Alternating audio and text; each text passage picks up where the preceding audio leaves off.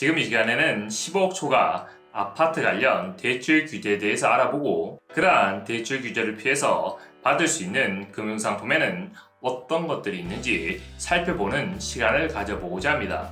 15억 초과 아파트에 대한 대출 규제는 크게 세 줄기로 나누어 볼 수가 있는데요. 첫 번째는 구입자금 대출, 두 번째는 생활안정자금 대출, 세 번째는 전세 퇴거자금 대출.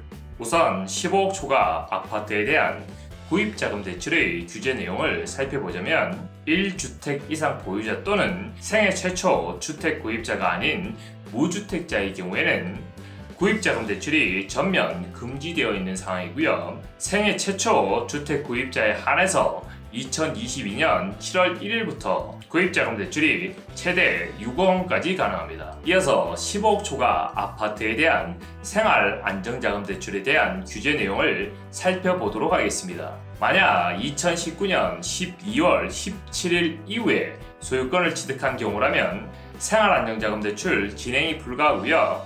2019년 12월 17일 이전, 즉 2019년 12월 16일까지 소유권을 취득한 경우에는 1년에 최대 1억 원까지 생활안정자금 대출이 가능합니다. 하지만 LTV나 DSR 규제 적용을 받고 있기 때문에 근저당이 있다든지 세입자가 살고 있다든지 하는 상황이라면 그 한도가 거의 나오지 않고 있는 상황입니다. 15억 초과 아파트에 대한 전세 퇴거자금 대출 규제 내용을 살펴보자면 이 역시도 소유권을 2019년 12월 17일 이전에 취득을 했느냐 이후에 취득했느냐에 따라서 가능 여부가 결정되게 되는데요. 2019년 12월 17일 이후에 소유권을 취득한 15억 초과 초고가 아파트의 경우에는 전세 퇴거자금 대출이 전면 금지되어 있고요. 그 이전에 소유권을 취득한 경우라면 1주택자냐 다주택자냐에 따라서 대출 한도가 달라지게 됩니다.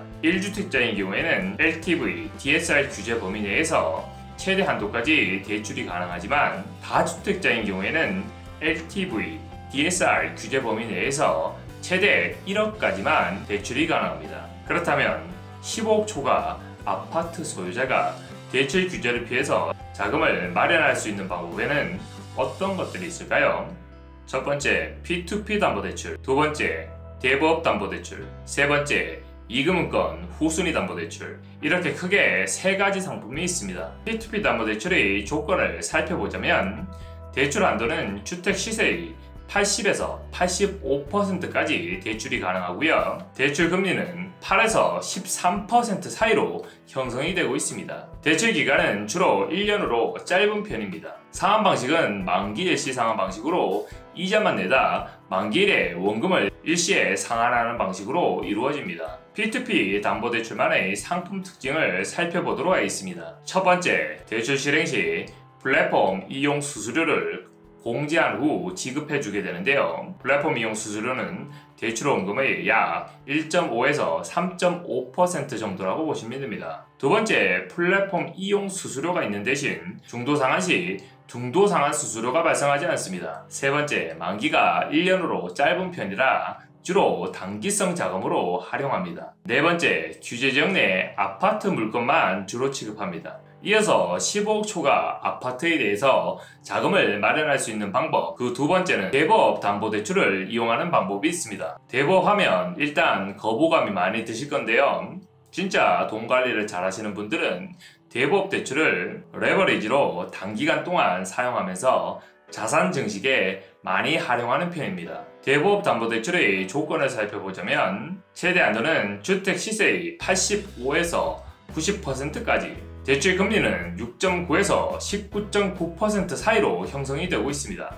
대부업 담보대출의 대출 기간은 주로 3년으로 설정해서 진행을 하고요. 상환 방식은 만기일시 상환 방식으로 이루어집니다. 대부업 담보대출의 상품 특징을 몇 가지 알려드리자면 세금 체납이나 대출 이자의 납부 지연 등으로 인해 압류나 가압류 같은 제한 물건이 설정되어 있는 경우에도 풀면서 진행이 가능하고요. 현재 회생 중이거나 회복, 파산자인 경우에도 주택의 시세나 입지가 좋으면 진행을 해볼 수가 있습니다. 대출 규제의 영향을 전혀 받지 않기 때문에 추가 주택 구입 자금, 전세 퇴거 자금, 사업 자금 등 다양하게 활용이 가능합니다. 마지막으로 15억 초과 아파트 소유자분들이 가장 많이 활용하는 이금융권 후순위 담보대출의 조건과 상품 특징에 대해서 설명을 드리고 마칠 테니 1분만 더 집중해 주세요. 이금융권 후순위 담보대출의 조건을 살펴보자면 대출 한도는 주택 시세의 최대 90에서 95%까지 가능하시고요. 대출 금리는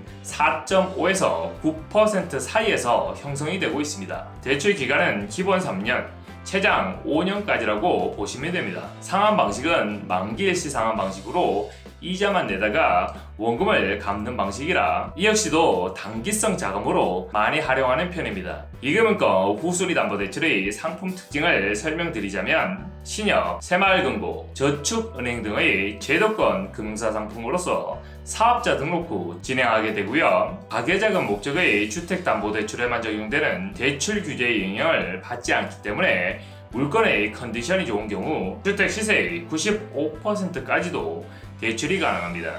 금리가 앞서 설명드린 상품들보다는 낮기는 하지만 단기간 사용 시에는 권장을 드리지 않습니다. 그 이유에 대해서 궁금하시면 따로 연락을 주시면 정신껏 답변을 드리도록 하겠습니다. 오늘 이 시간에는 15억 초과 아파트 소유자들이 자금을 마련할 수 있는 방법에 대해서 알아보았는데요. 만약 오늘 영상에서 이해가 안 되시거나 더 궁금한 점이 있을 경우 업무 시간 중에는 유선전화 1670-8831로 연락을 주시고요. 업무 시간 이후에는 카카오톡 아이디 머니7000을 추가 후 문의 남겨주시면 최대한 빠른 답변 드리도록 하겠습니다. 지금까지 저음미다컴TV 임동원이었습니다. 감사합니다.